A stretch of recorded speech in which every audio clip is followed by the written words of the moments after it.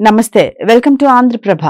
భద్రాచలం పట్టణంలో కురిసిన భారీ వర్షంతో పలుచోట్ల వరద నీరు నిలిచి ఇబ్బందులు తలెత్తాయి. ప్రధానంగా అయ్యప్ప కాలనీ, ఏఎస్ఆర్ కాలనీ, రామాలయం ప్రాంతంలో వరద నీరు రోడ్లపైకి వచ్చాయి.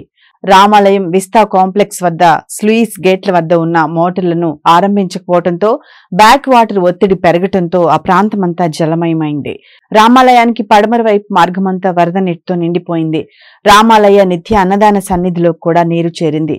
సుమారుగా అడుగు మేర నీరు చేరటం కనపడింది. పడమర మార్గం నుంచి మిథిలా స్టేడియం వరకు వరద నీరు ఆగిపోయింది.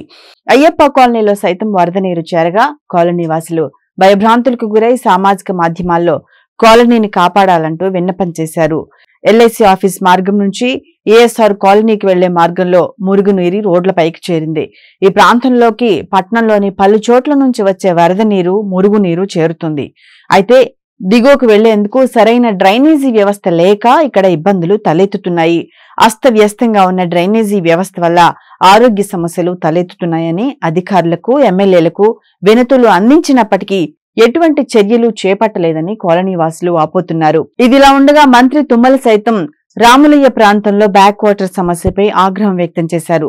భద్రాచల పట్టణ పరిధిలోని మురుగునీటి వ్యవస్థపై శాస్త్రీయ అధ్యయనం జరగనంత వరకు ఈ సమస్య ఇలాగే ఉండనుంది.